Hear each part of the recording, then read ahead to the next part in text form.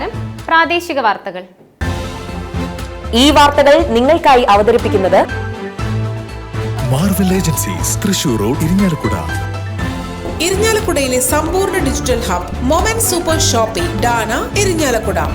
ഇരിഞ്ഞാലക്കുട നഗരസഭയുടെ 12,31,196 രൂപ മുൻ നീക്കിയിരിപ്പും 96,29,29,890 രൂപ വരവുമടക്കം 108,60,30,986 രൂപ വരവും 105,63,76,992 രൂപ ചിലവും 2,96,53,994 രൂപ നീക്കിയിരിപ്പും വരുന്ന 2025-26 വർഷത്തെ പുതുക്കിയ ബജറ്റിനും 2,96,53,994 രൂപ നീക്കിയിരിപ്പും വരുന്ന 2025-26 വർഷത്തെ പുതുക്കിയ ബജറ്റിനും 2,96,53,994 രൂപ മുൻ നീക്കിയിരിപ്പും 238,58,33,904 രൂപ വരവുമടക്കം 238,54,87,898 രൂപ വരവും 234,46,50,000 രൂപ ചിലവും 4,83,07,898 രൂപ നീക്കിയിരിപ്പും പ്രതീക്ഷിക്കുന്ന 2026-27 വർഷത്തെ ബജറ്റ് എസ്റ്റിമേറ്റിനും മുനിസിപ്പൽ കൗൺസിൽ യോഗം അംഗീകാരം നൽകി. മുനിസിപ്പൽ വൈസ് ചെയർപേഴ്സൺ ചിന്ത ധർമ്മരാജൻ അവതരിപ്പിച്ച ബജറ്റിനെ കുറിച്ച് നടന്ന ചർച്ചകൾക്കു ശേഷമാണ് കൗൺസിൽ യോഗം അംഗീകാരം നൽകിയത്. ചർച്ചകൾക്ക് തുടക്കമിട്ട BJP parliamentary party leader TK Shaju ജനങ്ങളുടെ പ്രതീക്ഷകൾക്കൊത്തു ഉയരാൻ മുനിസിപ്പൽ കൗൺസിലിനു കഴിയണമെന്ന് ചൂണ്ടിക്കാട്ടി. കേന്ദ്ര സംസ്ഥാന പദ്ധതികൾക്കു പുറമെ നഗരസഭയ്ക്ക് സ്വന്തമായി പദ്ധതികൾ രൂപപ്പെടുത്തുവാൻ കഴിയണം. തെരുവുനായകൾക്കു ഷെൽട്ടർ, ആധുനിക അറവുശാല തുടങ്ങിയ പദ്ധതികൾ സമയബന്ധിതമായി നടപ്പാക്കണം. നഗരസഭയ്ക്ക് സ്വന്തമായി ശുദ്ധജല വിതരണ പദ്ധതിക്ക് രൂപം നൽകണമെന്നാവശ്യപ്പെട്ട TK ഷാജു കാർഷിക മേഖലയ്ക്ക് കൂടുതൽ ഫണ്ട് വകയിരുത്തണമെന്നാവശ്യപ്പെട്ടു. ബജറ്റ് പുസ്തകത്തിൽ മാത്രം ഒതുങ്ങി നിൽക്കുന്ന വികസന പ്രവർത്തനങ്ങളാണ് നടക്കുന്നതെന്ന് LDF അംഗം അൽഫോൺസ തോമസ് വിമർശിച്ചു. ഡയാലിസിസ്, ക്യാൻസർ രോഗികൾക്ക് ആശ്വാസം പകരുന്ന പദ്ധതികൾ ആവിഷ്കരിക്കണമെന്നും അൽഫോൺസ തോമസ് നിർദ്ദേശിച്ചു.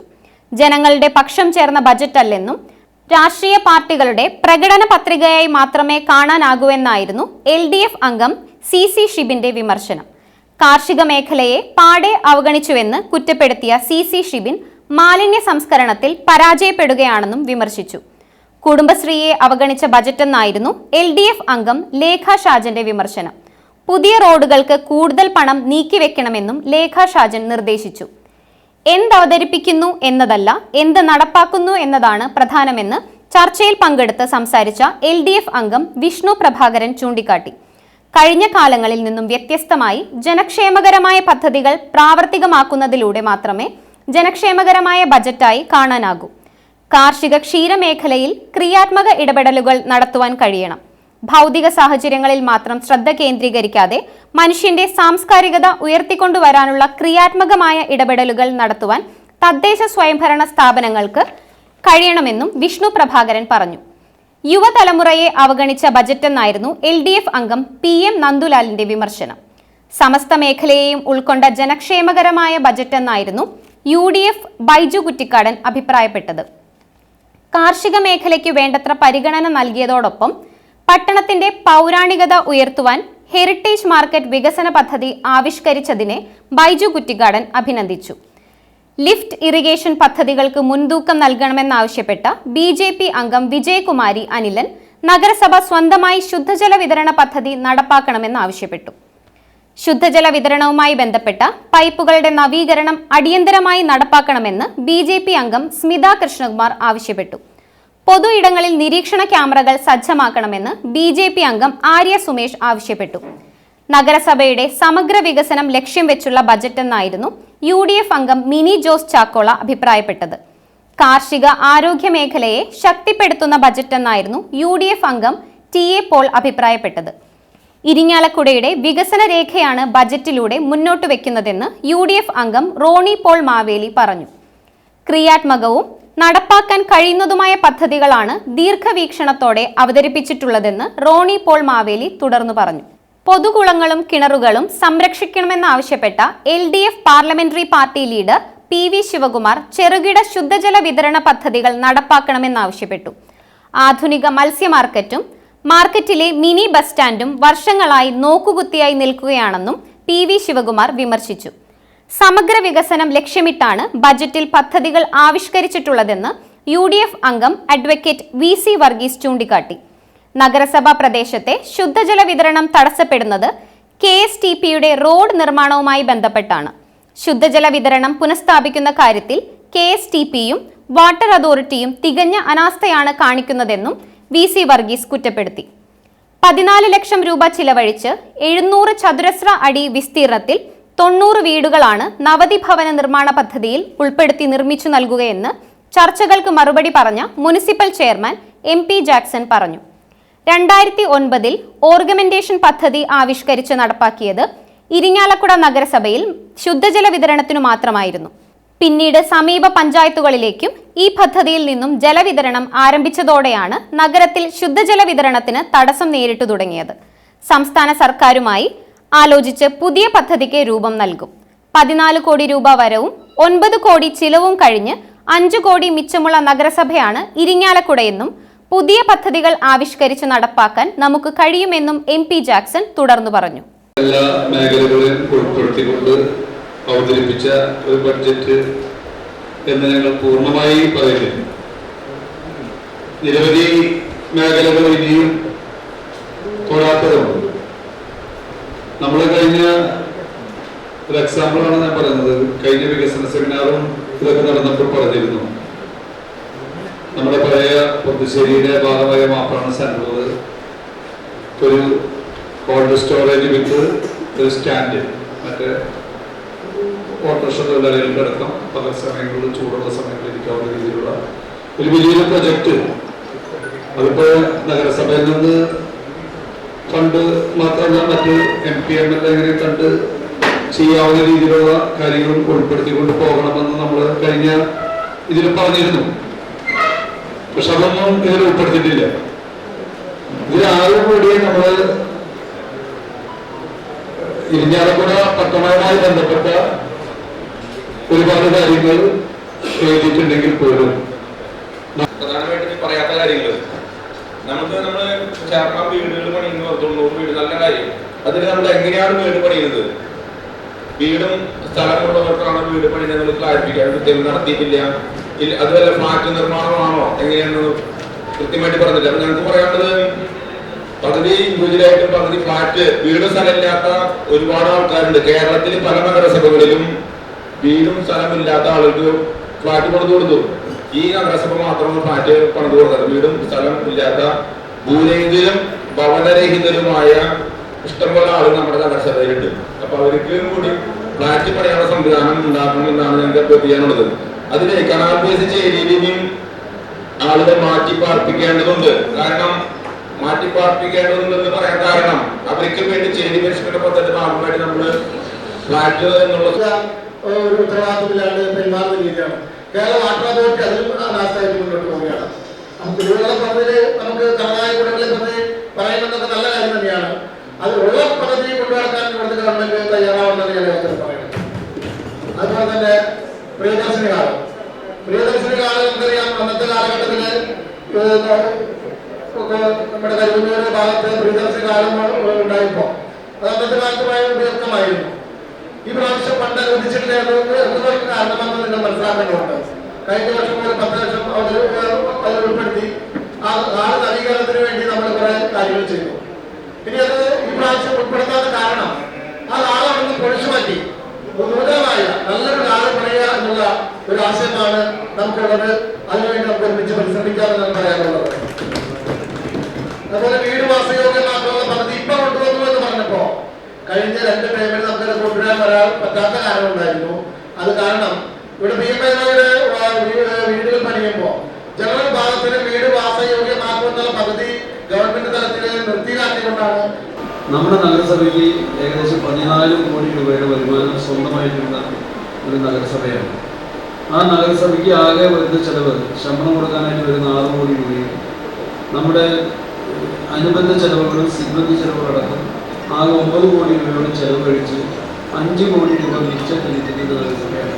അപ്പം നമ്മൾ നിങ്ങൾ വിചാരിക്കുന്ന പോലെ ആകെ ദരിദ്രമായിട്ട് നഗരസഭ സ്വന്തം ഫണ്ടിലേക്ക് അല്ലെങ്കിൽ ഒരു കാര്യം ചെയ്യാനായിട്ട് കഴിയാത്ത ഒരു നഗരസഭയുടെ പ്രവർത്തനമാണെന്ന് ആരും തെറ്റിദ്ധരിക്കില്ല.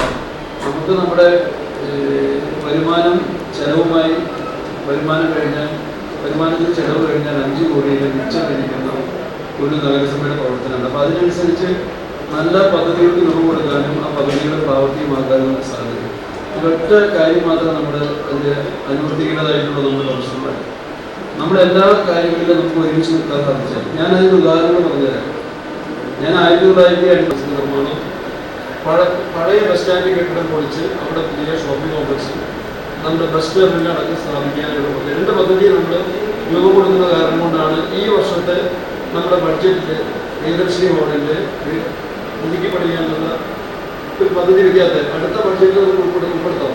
പ്രിയദർശിനി ഹോൾ പൂർണ്ണമായിട്ട് പൊളിച്ചു നീക്കി അവിടെയുള്ള ഷോപ്പിംഗ് കോംപ്ലക്സ് പൊളിച്ചു നീക്കി വലിയൊരു ഷോപ്പിംഗ് കോംപ്ലക്സ് ഇതിനോടനുബന്ധിച്ച് ആധുനിക സൗകര്യങ്ങളുള്ള ഒരു ഹോൾ ഇപ്പോൾ നമ്മൾ ചെയ്യാൻ തന്നെ കാരണം ഇപ്പോൾ ഈ വർഷം നമ്മൾ 20 ലക്ഷത്തി രൂപ വകയിരുത്തി അതിൻ്റെ മെയിൻ്റനൻസിനും ബാക്കിയുള്ള കാര്യങ്ങൾക്ക് 2 പദ്ധതിയിലായിട്ട് 20 ലക്ഷം രൂപ മെയിൻ്റനൻസിന് വകയിരുത്തി 7 ലക്ഷം രൂപ വകയിരുത്തി 6 മാസത്തിനുള്ള കെട്ടിടം പൊളിക്കുക എന്ന് പറയുന്നതിൽ സാങ്കേതികമായിട്ടുള്ള പ്രശ്നം കൂടി ഉൾക്കൊള്ളുന്നത് കൊണ്ടാണ് ഈ വർഷത്തെ ബഡ്ജറ്റ് ഉൾപ്പെടുത്താൻ വരുന്നത്. അടുത്ത വർഷത്തെ ബഡ്ജറ്റിൽ നമുക്ക് നിർബന്ധമായും പ്രിയദർശിനി ഹോളിൻ്റെ പൊളിച്ചു നീക്കി പുതിയ പ്രിയദർശിനി ഹോൾ അതുപോലെ തന്നെ അതിനോടനുബന്ധമായി നിലവിലുള്ള ഷോപ്പിംഗ് കോംപ്ലക്സിൽ വളരെ മോശമായി.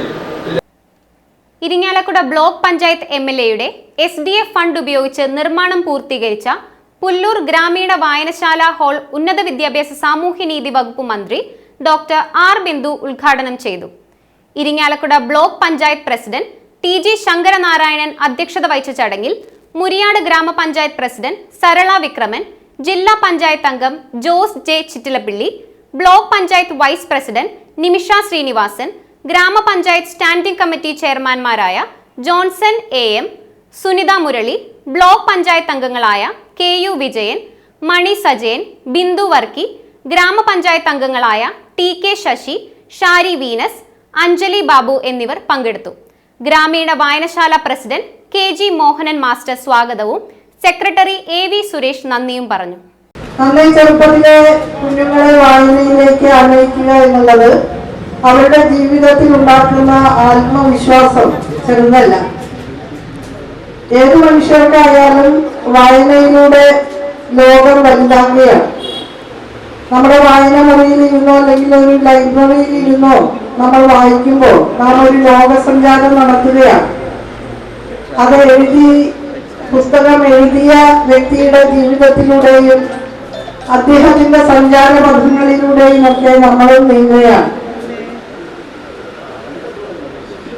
വായന എന്നുള്ളത് ഒരു കൂടുവിട്ട് കൂടുമാറൽ പോലെയാണ്. മറ്റുള്ളവരുടെ അനുഭവ ലോകത്തിൽ കൂടെ സഞ്ചരിക്കാൻ നമുക്ക് സാധിക്കുന്നു. അത് നമ്മുടെ ലോകം വിപുലീകരിക്കുന്നു എന്നുള്ളതാണ്.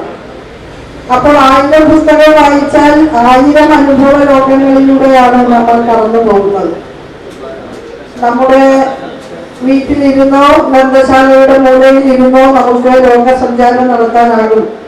ഭാവനയുടെ ചിറകിലേറി അനന്തമായ അറിവിന്റെ വിഹായസിൽ പറന്നു നടക്കുക എന്നുള്ളത് വളരെ അനുഭൂതിജനകമായിട്ടുള്ള ഒരു കാര്യമാണ്.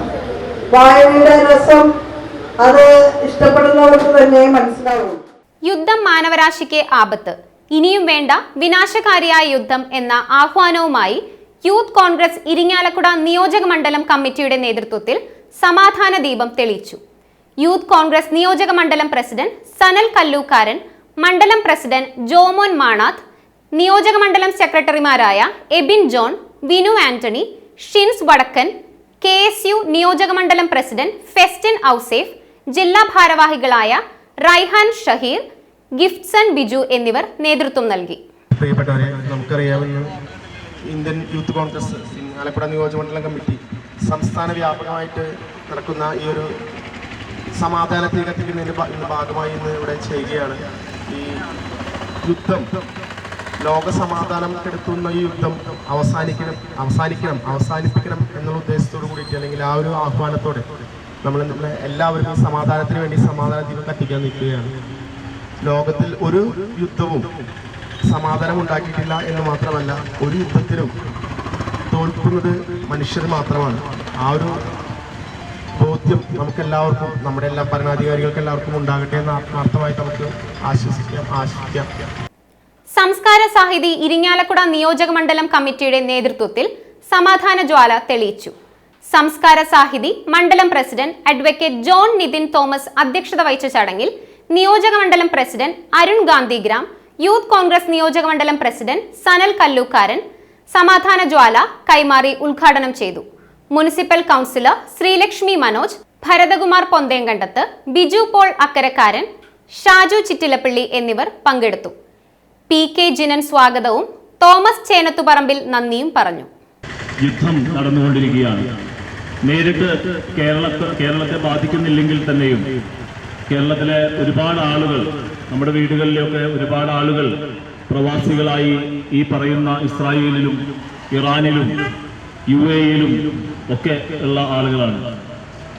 നമ്മളെ ഈ കേരളം എന്ന ഈ കൊച്ചു പ്രദേശത്തെ നേരിട്ട് ബാധിക്കുന്നില്ലെങ്കിൽ തന്നെ യുദ്ധം ബാധിക്കുന്ന ഒരുപാട് ആളുകൾ നമ്മുടെയൊക്കെ വീടുകളിൽ കാണുമെന്നുള്ള കാര്യം ഉറപ്പാണ്.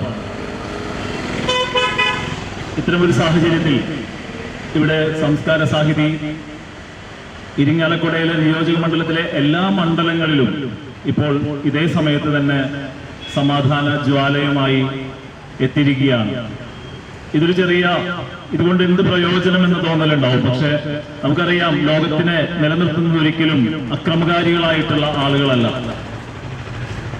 സമാധാനം കാംക്ഷിക്കുന്ന ഒരു ചെറിയ ന്യൂനപക്ഷം, അല്ലെങ്കിൽ വലിയൊരു ഭൂരിപക്ഷം, ചെറിയ ന്യൂനപക്ഷമല്ല, സമാധാനം കാംക്ഷിക്കുന്ന വലിയൊരു ഭൂരിപക്ഷം ആളുകൾ ഈ ലോകത്തുള്ളത് കൊണ്ടാണ് ഈ ലോകം എന്നും ഇതുപോലെ തന്നെ അക്രമങ്ങൾക്ക് അടിപ്പെടാതെ കൊലപാതകങ്ങളും കൂട്ടക്കൊലപാതകങ്ങളും വംശഹത്യകളും ഒക്കെ നടക്കാതെ ഈ ലോകം നിലനിൽക്കുന്നതിന്റെ പ്രധാനപ്പെട്ട കാരണം തന്നെ സമാധാനം ആഗ്രഹിക്കുന്ന ആളുകളുടെ സാന്നിധ്യം ലോകത്ത് എന്നും ഉണ്ടായിട്ടുള്ളതുകൊണ്ടാണ്.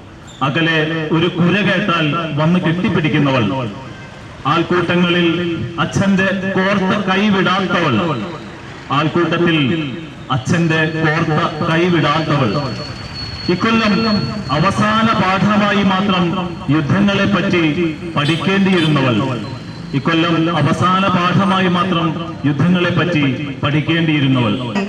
എന്നിട്ടും എന്തിനാണ് ഈ യുദ്ധം? ഇനി എന്തു നേടിത്തരും ഈ യുദ്ധം? ഇതെന്റെ ഭൂമിയാണ്, നിന്റെയും. ഇനിയും ഇവിടെ തലമുറകൾ പിറക്കട്ടെ, അതിർത്തികളിൽ സൗഹൃദം പടരട്ടെ, ശാന്തിയുടെ പൂക്കൾ വിരിയട്ടെ. ഇതോടെ വാർത്തകൾ പൂർണ്ണമാകുന്നു. നമസ്കാരം.